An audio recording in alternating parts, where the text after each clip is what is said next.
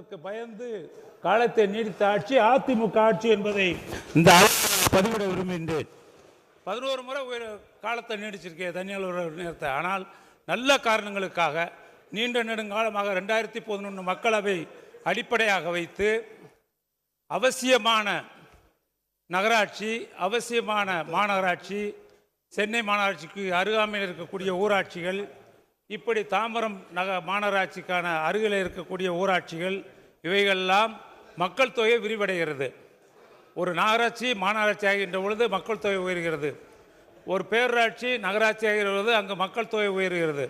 அதே போல் ஒரு பேரூராட்சி ஊராட்சி பேரூராட்சி ஆகின்ற பொழுது அங்கே மக்கள் தொகை கூடுகின்றது. அப்போ மக்கள் தொகை எல்கை மக்கள் தொகை விரிவடைகின்ற பொழுது அங்கே மறுசீரமைப்பு கண்டிப்பாக வேண்டும். அப்படி மறுசீரமைப்பு அமைக்கின்ற பொழுது வார்டு வரையறைகள் உறுதிப்படுத்தப்பட வேண்டும். அதைத்தான் தெளிவாக சொல்லியிருக்கிறது. இதில் அடிப்படை எந்த இது இல்லை. ஆனால் சொல்லிடுறேன், தேர்தல் நடத்துவதற்கு எப்பொழுது வந்தாலும் அதை சந்திக்கக்கூடிய ஒரு முதலமைச்சராக இந்திய திருநாட்டில் எங்களுடைய தளபதியார் தான் இருப்பார். தேர்தலுக்காக அஞ்ச மாட்டார். 10 முறையில் தேர்தலில் வெற்றி பெற்று தமிழகத்தினுடைய அரசியல் வரலாற்றில் முத்திரை வைத்தவர் எங்களுடைய முதல்வர் அவர்கள். ஆக தேர்தலுக்குலாம் நாங்கள் பயப்பட மாட்டோம். நேற்று தேர்தலை அறிவித்தார்கள், எங்களுக்கு ஒதுக்கீடு கிடைத்தது, உடனே வேட்பாளரை அறிவித்தார்கள் இரவுக்குள். அதுதான் திராவிட முன்னேற்ற கழகம், அதனுடைய தலைவர் தளபதியார் அவர்கள். எனவே சொல்கிறேன், எப்பொழுதும் திராவிட முன்னேற்ற கழகம் மக்களாட்சி தத்துவத்தில் நம்பிக்கையுள்ள இயக்கம் திராவிட முன்னேற்ற கழகம். இப்போ மறுசீரமைப்பு பணிகள் முடிந்தவுடன் தேர்தல் நடத்த தயாராக இருக்கும். உயர்நீதிமன்றம் கூட தீர்ப்பு சொல்லியிருக்கு. மறுவரை முக்கியம், எல்கைகள் முக்கியம், மறுசீரமைப்பு முக்கியம், வார்டு வரையறைகள் முக்கியமாக இருக்க வேண்டும்.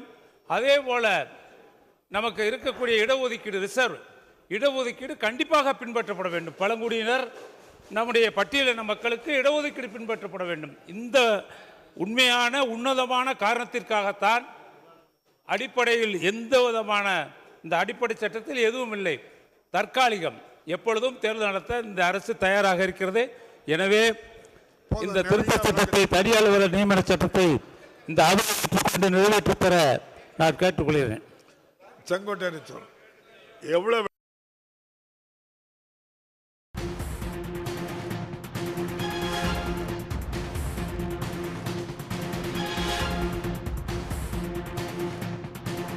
ஊரக உள்ளாட்சிகளுக்கு சிறப்பு அதிகாரிகள் நியமிப்பது தொடர்பான மசோதா மீது பேரவையில் விவாதம் நடைபெற்று வருகிறது.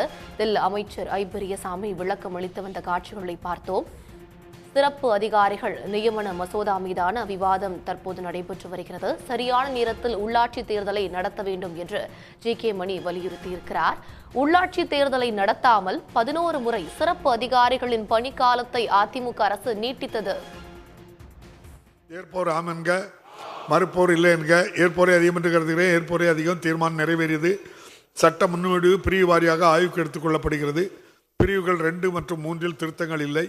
பிரிவுகள் 2 மற்றும் 3 சட்ட முன்வடிவின் பகுதியாக இருக்க வேண்டும் என்னும் தீர்மானம் பேரவையின் முடிவுக்கு விடப்படுகிறது. ஏற்போர் ஆம் என்க, மறுப்போர் இல்லை என்க. ஏற்போரே அதிகம் என்று கருதுகிறேன். ஏற்போரே அதிகம். தீர்மானம் நிறைவேறியது. பிரிவு 1 முகப்புரை நெடுந்தலைப்பு ஆகியவை சட்ட முன்னோடியின் பகுதியாக இருக்க வேண்டும் என்னும் தீர்மானம் பேரவையின் முடிவுக்கு விடப்படுகிறது. ஏற்போர் ஆம் என்க, மறுப்போர் இல்லை என்க. ஏற்போரே அதிகம் என்று கருதுகிறேன். ஏற்போரே அதிகம். தீர்மானம் நிறைவேறியது. மாண்புமிகு ஊரக வளர்ச்சித்துறை அமைச்சர் அவர்கள். மாண்புமிகு பேரவைத் தலைவர் அவர்களே, மேற்படி சட்ட முன்வடிவு நிறைவேற்ற பெற வேண்டும் என கோருகிறேன். மாண்புமிகு ஊரக வளர்ச்சித்துறை அமைச்சர் அவர்களின் தீர்மானம் பேரவையின் முடிவுக்கு விடப்படுகிறது. ஏற்போர் ஆம் என்க, மறுப்போர் இல்லை என்க. ஏற்போரே அதிகம் என்று கருதுகிறேன். ஏற்போரே அதிகம். தீர்மானம் நிறைவேறியது. சட்ட முன்வடிவு ஏற்கப்பட்டது. உடனுக்குடன் செய்திகளை தெரிந்து கொள்ள சன் நியூஸ் பெல் ஐகானை கிளிக் பண்ணுங்க.